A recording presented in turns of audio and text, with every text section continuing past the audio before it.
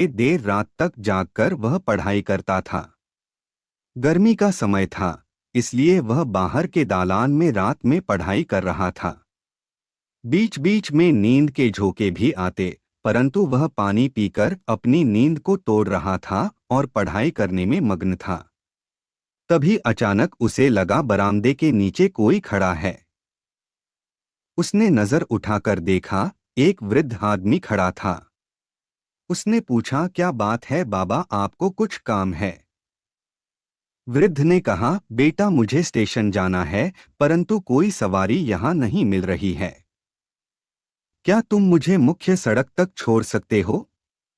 वहां से कोई न कोई सवारी मिल जाएगी। रमेश ने पास रखी घड़ी उठाकर देखा, अरे 12 बज चुके थे। उसने सोचा, बाबा को मुख्य सड़क तक आता हूँ, उसके बाद सो जाऊंगा, सुबह उठकर फिर पढ़ाई करूंगा। माँ तो हमेशा कहती रहती है 10 बजे तक सो जाया कर और सुबह 4 बजे उठकर पढ़ा कर। वैसे में याद भी अधिक होगा, परंतु उसकी नींद सुबह खुलती नहीं है, इसलिए देर तक बैठकर पढ़ता है। आज भी माँ कई बार सोने के लिए बोल गई, थोड़ी देर कहकर माँ को टाल दिया था। अरे माँ तुम सो जाओ, मैं थोड़ी देर में पढ़ाई खत्म कर भीतर आकर सो जाऊंगा। अब उठकर बाबा को मुख्य सड़क तक छोड़ ही देता हूँ। यह सोचकर उसने किताब बंद कर कमरे में रखा और अपनी साइकिल निकाल लिया। दरवाजे को बाहर से ही बंद करके उसने बाबा को पीछे कैरियर पर बिठाया और चल पड़ा उन्हें मुख्य सड़क तक छोड़ने। थोड़ी दूर जाने के बाद बाबा ने कहा, रमेश क्या हुआ बाबा, बस थोड़ी दूर है मुख्य सड़क, बेटा रुको। बाबा वह मेरी अंगूठी यहाँ गिर गई। रमेश ने साइकिल रोक दी। बाबा उतरकर अंगूठी खोजने लगे। रमेश को आगे कुछ चमकता थी। बाबा से कहा, हुआ दिखा। उसने देखा अंगूठी ही। बाबा वह देखिए आपकी अंगूठी वह रही। उसने अपनी उंगली से चमकती हुई अंगूठी की ओर इशारा किया। बाबा ने कहा, कहाँ? फिर उसकी उंगली की इशारे की ओर देखकर कहा, बेटा तुम्हें गलतफहमी हो रही है, वह अंगूठी नहीं है, वह तो कटी हुई एक उंगली है। अब जब रमेश ने देखा तो वहां वास्तव में उंगली ही थी। रमेश आश्चर्यचकित रह गया। अंगूठी उंगली में कैसे बदल गई? वह घबराया। साइकिल पर बैठकर बाबा को बिना कुछ बोले अपने घर की ओर भागा। घर के पास आकर वह साइकिल पटक बरामदे में आया और बेहोश होकर गिर गया। कुछ देर बाद उसे होश आया। उसने देखा उसकी माँ उसके पास बैठी है और उसका माथा सहला रही है। माँ ने, तुम ऐसे क्यों गिरे थे? पूछा, क्या हुआ बेटा? उसने माँ को पूरी कहानी बताई। फिर कहा, माँ मैं कटी हुई उंगली को देखकर डर गया और भाग कर आ गया बाबा को छोड़कर। उसकी माँ ने कहा, कटी हुई उंगली कहाँ थी? कटी हुई उंगली इसके लिए कह रहे हो जो यहाँ सामने है। अरे बेटा यह तो पूरा का पूरा एक हाथ है, पंजा। बेटा वह देखो। उसकी माँ ने जिस ओर इशारा किया उधर उसने देखा, सचमुच वहां पूरा पंजा भरा हुआ था, पड़ा हुआ था।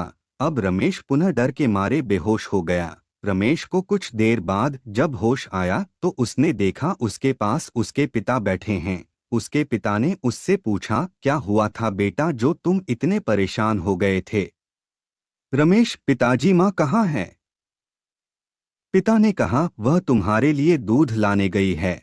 तुम्हें क्या हो गया था, मुझे बताओ, तुम बेहोश क्यों हो गए थे?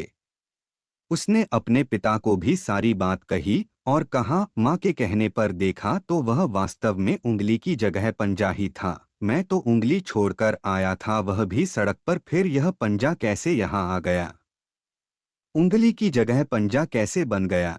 यह सोचकर मैं डर गया और बेहोश हो गया। पिता, तुम पंजा किसे कह रहे हो, क्या उसको? लेकिन बेटा वह तो पूरा का पूरा हाथ है, तुम्हें और तुम्हारी माँ दोनों से भूल हुई देखने में। लो अब फिर से अच्छी प्रकार देख लो। रमेश ने उधर देखा, उसे पूरा का पूरा हाथ दिखाई दिया, लंबा हाथ। इस बार रमेश की मुख से भयंकर डरावनी जोर की चित्कार निकली और इस बार जो वो बेहोश हुआ, फिर होश में नहीं आया। होश में वो नहीं आ सकता था अब कभी, क्योंकि उसकी सांसें थम चुकी थीं।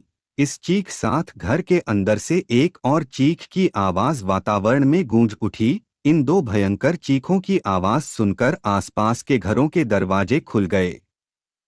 उसके घर में भी जाग हो गई। घबराए हुए भीतर से उसके माता पिता निकले। उन्होंने देखा बरामदे के नीचे साइकिल गिरा पड़ा है और बरामदे में रमेश निर्जीव पड़ा है। पिता की आंखें पथरा गई। माँ तो चीख मारकर बेहोश हो गई।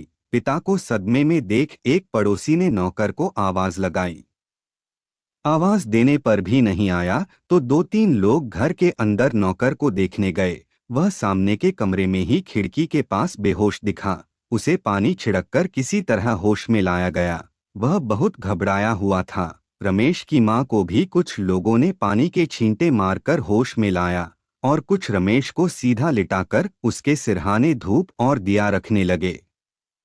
नौकर को पानी पिला और सांत्वना देकर उसकी घबराहट दूर करने का प्रयास किया। इतने लोगों को देख उसकी घबराहट और भय थोड़ी कम हुई। इसके बाद सबने नौकर से उसके बेहोश होने का कारण पूछा तो उसने उपरोक्त सारी घटना बतला दी। उसने कहा, मैं बाथरूम जाने के लिए उठा था। बाथरूम से वापस आने के बाद बाहर का दरवाज़ा खुला देखकर मैं बाहर आ तभी दरवाज़ा बंद हो गया। देखा तो बाहर से बंद था।